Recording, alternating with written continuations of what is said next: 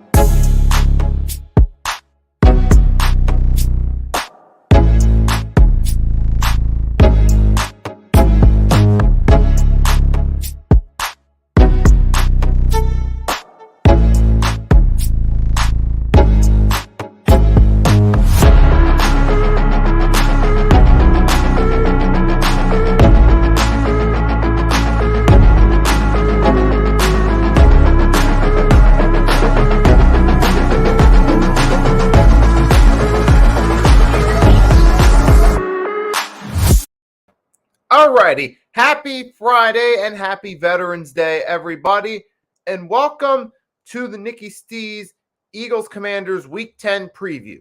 So if you're new to the Hardcore Sports Network, do everyone on here a favor and hit the subscribe button and drop a like on this video. Also, do the same over on my main channel, Nicky Stees, because that's where this is streaming there. So it's streaming on both the Hardcore Sports Network and the Nicky Stees channel. And what I'll do right now is I'll put the link up right there. That's the link right there to the stream on my channel. So just to make sure you can get in there and drop a like on both of them. So I'll give it a few more seconds right there for some people to join in. And then I'll get right into it. Okay, so right there, that is the stream. What I'll do is I'll actually put it in the comments right there. So that way people can find it there.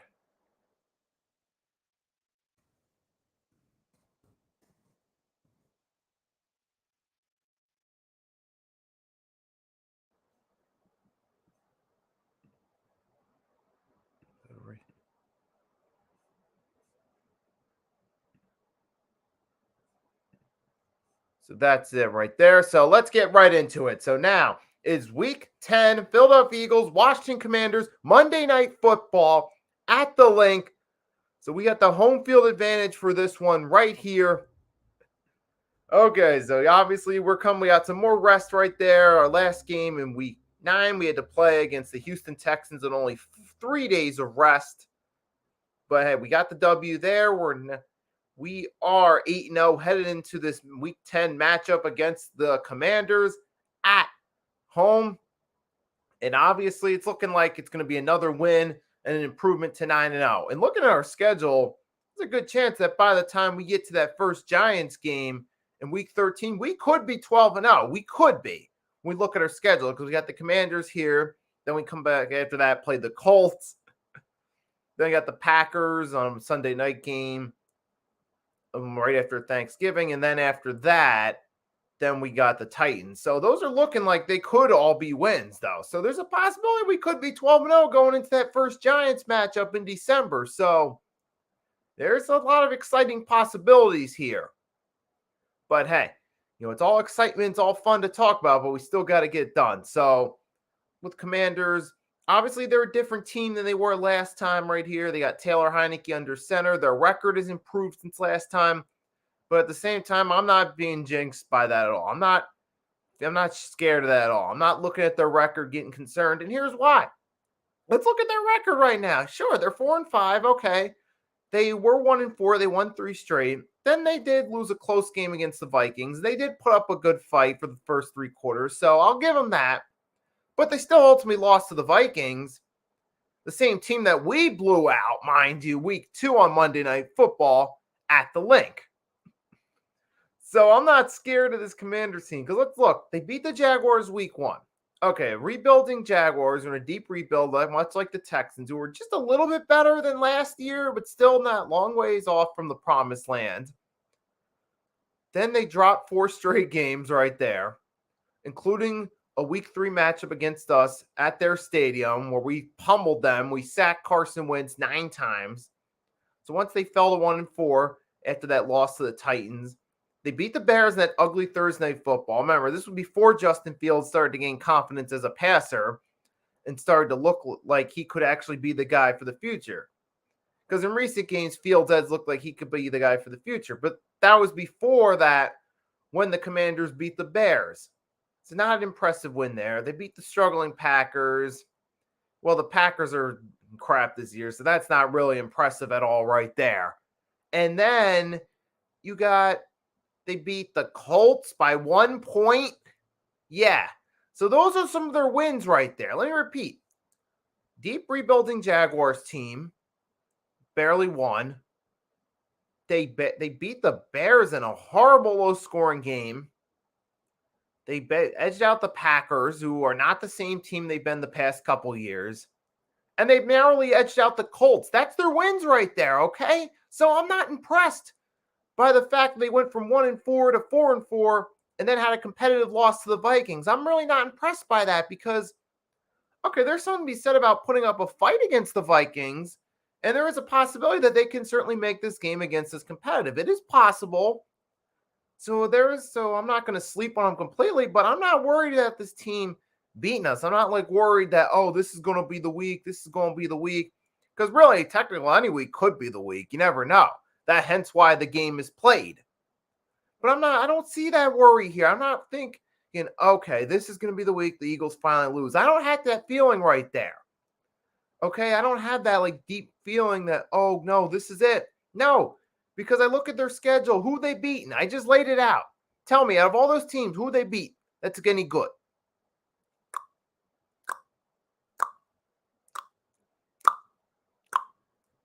Exactly.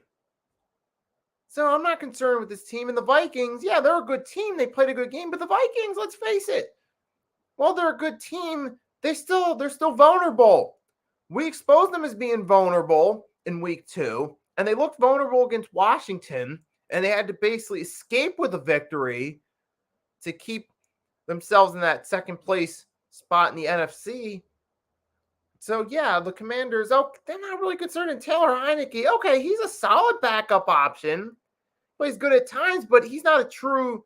Hence, the reason he's a backup because he's never been a guy he's consistent. He's never a guy that the team can consistently rely on. Hence why Taylor Heineke is always in the backup role.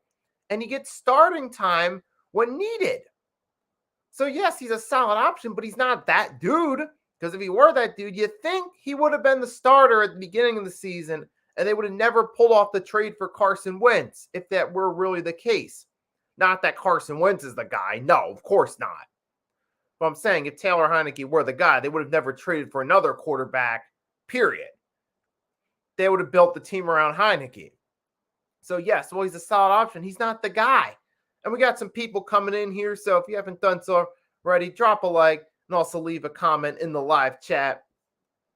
As we're saying, so I see this getting another win right here against the Commanders right here. Because we do some compare and contrast right here. Let's go back, because we've already beat him once. We got to Carson Wentz 9 times and sacked him, okay?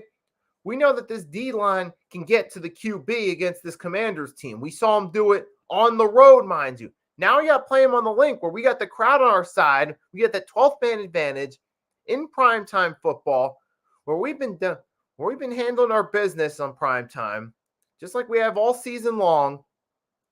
Regardless of time, we handle our business. And now we got to play against that same Commanders O-line with Taylor Heineke, who granted has been playing better than Wentz, but come on, we get to Taylor Heineke with that D-line, he's going to have a long night, just like Wentz had a long afternoon in week 3, okay? So we can get there, we can sack Heineke too. All right. And just overall, we're clearly the better all-around team right here. I mean, just a few stats right here that points out. So we're 12 for 16 on 4th down. They're 4 for 12. We're clearly the better overall run team right here with Hurts, Sanders, and Gainwell. I mean, you do have Antonio Gibson's a solid option. And to be fair, to give credit where credit's due, I'll get to this a little bit more in a moment. If they run the ball with him, they could have some success running the ball with Antonio Gibson in this game, which I'll get to more elaborate on that a little bit in a few minutes. But clearly we look like the better all-around team on paper. I mean, I mean, we clearly got more passing yards right here. And, when the actually, wait, scratch that actually. The Commanders do have more passing yards than us, but, we clearly have more rushing yards. We score more TDs out of it. And we're just the better all-around team right here, okay? And not to mention with the Commanders, a lot of drama going on behind the scenes with this team. You got to wonder how that's affecting the chemistry in the locker room and how that's having an effect on their focus coming into this matchup. Because there's been the sexual harassment scandal going on with them for 2 years now. And just FYI, everyone watch it. On my main channel, I just recently dropped a video. It's about 10 minutes long. It's a little bit longer, but it was a video about a little bit about the commander situation, advice for men in the workplace. So I'm going to put that on a post on my channel right there so you guys can check that video out. But to get back on subject, but the point being is the Commanders, they're going to fit. There's the possibility they come into this matchup distracted. They're not sure where, the future of their team's going to be. If Dan Snyder's getting the boot soon, what's going to happen next? Some people are walking around eggshells worried about their jobs in that organization. So there's a lot of mess and drama going on right there that can be a distraction for them. Now, I know it got to the point where even Ron Rivera had to have a meeting with his players. There was something going on where he had a meeting specifically with his players, try to keep the morale going. So the point being is there's a lot of drama going on behind the scenes at Commanders locker room.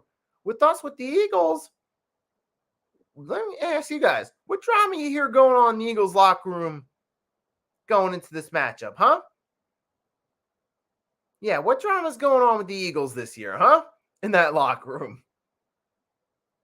Exactly, huh? You don't hear any reports of any drama, any of that going on, any worries. I mean, it's just smooth sailing for the Eagles right there. So, yeah, right. And with that being said, now I'm going to switch gears. We're going to go through the injury report and where it stands as of Friday. So I'm going to pull up a link. I'm going to create a new tab on my Chrome. I'm going to read it off the link right here. So I'm going to go through the injury report right here. So as of right now for the Eagles, you had Avonte Maddox, Josh Jobe, and Joshua Scott. You had Avonte Maddox and Joshua Jobe were did not participate, and Joshua Scott, was a limited participant in practice. So, but however, we have 3 cornerbacks on our initial injury report. Now, we still have Slay, Bradbury, and CJ Gardner-Johnson there. So I'm not too worried about that because those guys have been shutting down guys all season. They were shutting down receivers all around. So I ain't worried about them. I know we got the guys there with Bradbury, Slay, and CJ Gardner-Johnson to shut down Terry McLaurin, Curtis Samuel. So I'm not worried about that right there. But we do have Jordan Davis. He's still on IR. That's a little bit concerning with stopping Antonio Gibson in the run game. That could give the Commanders some momentum in the run game. So, yeah, but I'll get to that a little bit more in a few minutes. But Jordan Davis, he's not going to be cleared minimum until the Titans game to return. So he'll still be out for at least a few weeks. And, of course, Derek Barnett, we know he's out for the season. So not good. But then the Commanders injury report. So right now they got J.D. McKissick. He's got a neck injury. He's not participate in practice. You have Tyler Larson, the center. He's limited with a back injury. And you have 2 linebackers, Cole Holcomb and David Mayo. You have Holcomb did not participate. Mayo's limited. You have wide receiver Jahan Dotson's limited in practice. So those are some of the major injuries right there for the Commanders. Obviously, so we know we got Carson Wentz. He's on IR right there. And you got Chase Young still recovering from that torn ACL. His 21-day window was activated last week, but it still seems like from what I'm reading, he's going to be missing it this game too. So we're not going to have to worry about Chase Young. And they got center Chase Ruler. And it looks like, though, he was on our week 3, but don't look like he's going to get the start either, though. So the Commanders, they're banged up on that O-line a little bit, too. That can make it easier. That's going to make it easier for our D-line to get pressure on Heineke and get some sacks and force him to make mistakes, because when Heineke feels the pressure, that's when he starts folding right there. He's that type of quarterback. And you also got defensive tackle, I'm going to try to pronounce Pidgerine Mathis. He's on IR. He's been on IR for a while. You got offensive line, Wes Schwinster. So their Commanders, they're still a little banged up, especially on the O-line there and in the line with their linebackers. So that is going to give us some advantage there, especially with their O-line being banged up. They can give us some advantages to get some pressure right there. So now I'm going to move along right here, get to our keys to victory right here. Now I'm going to go through my keys to victory. My first key to victory is kind of tied to what I was just talking about. Get some pressure on Taylor Heineke, okay? And we've already seen how this D-line fares against this Commanders team when they get pressure on the quarterback. When they get pressure on the quarterback when playing against the Commanders team, they can make life a lot easier for the offense right there. And that's what happened week 3. We got to Carson Wentz. We dropped him 9 times. We were blitzing all game. And you know what? We only gave up 7 points that game. Was that correct? 7? Was it 6? But yeah, we shut him down. We did not let him score more than 10 points that game. And that made life a lot easier for the offense. Yeah, it was 8 points.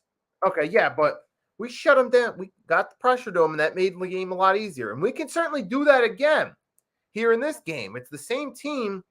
And plus, with their center being out still, another piece of their offensive line being out, it should still be easy to get to the QB with the talent we have around us right there. Even without Jordan Davis, that we should be able to do right there. And with Taylor Heineke, he's that type of quarterback. If you give him time in the pocket, he can make some plays with some of the weapons he's got, especially with McLaurin and Samuel. But if we bring the heat and we blitz him, it's going to be a long night for Taylor Heineke. And it's going to remind you why he's always going into each season as the backup quarterback. Okay? So trust me, we get pressure on Taylor Heineke, it's going to really help us out right there. So that's one of our main keys to victory right there. Another key to victory on the defensive side is we have to stop the run. And look, I know Jordan Davis isn't there. He's a key piece to us being effective at stopping the run. So that could have some room for concern. Give me 1 second. I'm going to have to, now I got to plug in my computer real quickly so it can charge. But yeah, I'm going to keep talking as I'm doing that. So apologize for not facing the camera. But yeah, so we stop the run though right there. You know, obviously that'll help us if we get to, I mean, you know, they're going to try to run too. Because I think that with the Commanders, they're probably going to go in this game expecting us to blitz all out. And they have their concerns on whether or not Taylor Heineke can actually handle that pressure.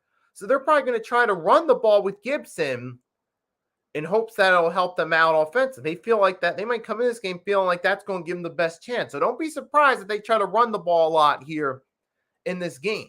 So it's certainly a possibility that can happen.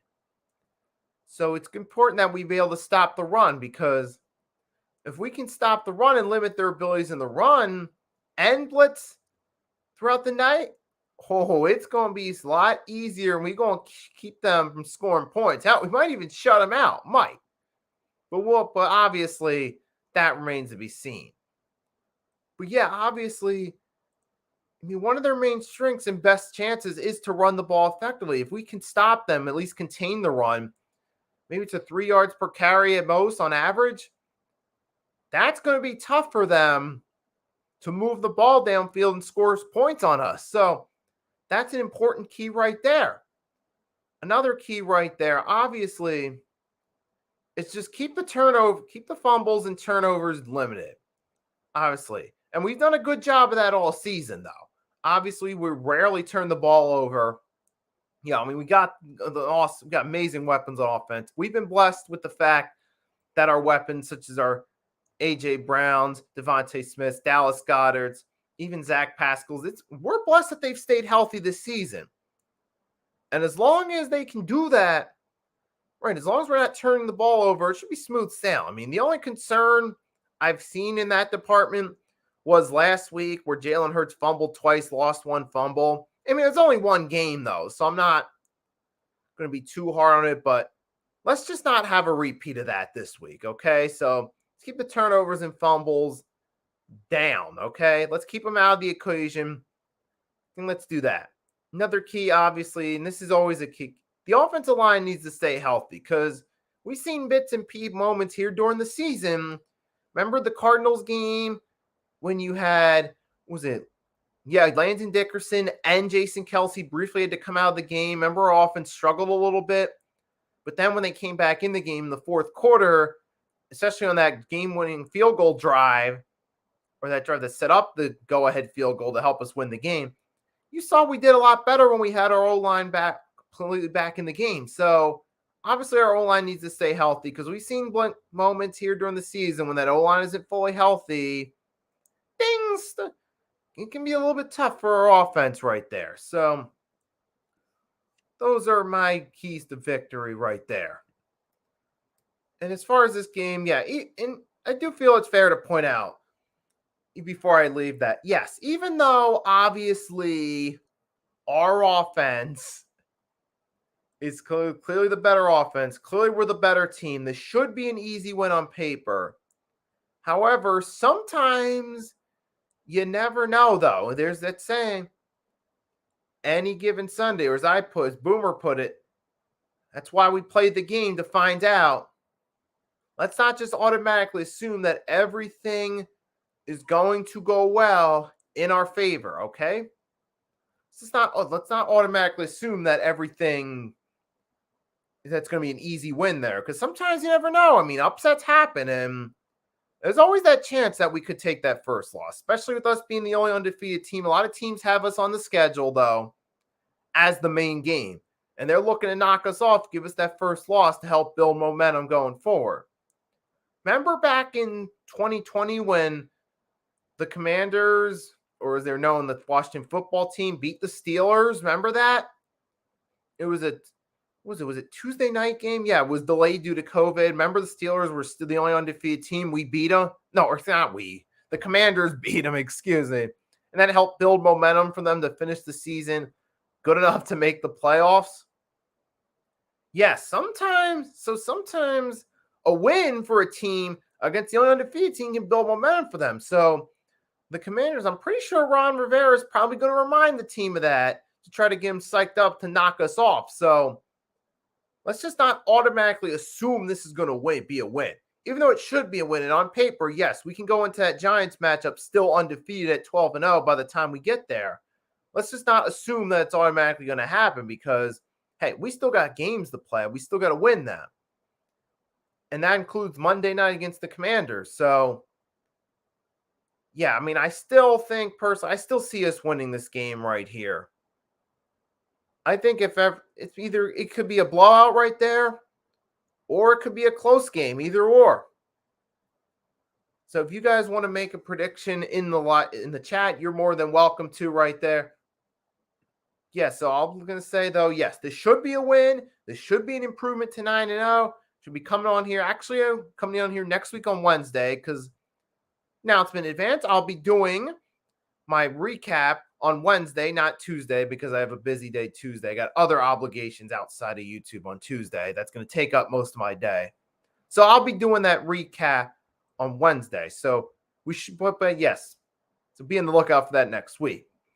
But yeah, long story short, we should get in here, get the W, go to 9-0. But hey, we're going to play the game. We're going to see what happens right here. See what the end result is. I'll be back to talk about it next week on Wednesday. In the meantime, I'll still be dropping some content that's exclusive on the Nicky Stees channel, such as some shorts and some other videos as well, mainly Sixers and Eagles related. So be on the lookout for that. And to everyone that came in, thank you for coming in. Hope you enjoyed this stream. Fly, Eagles, fly. I hope you enjoy the rest of your Veterans Day. If you're going to go out please do so safely. Call an Uber, Lyft, designated sober driver, or a taxi, and enjoy your night safely. So yeah, that's all I really got to say right there. Nicky Stees signing off until next time.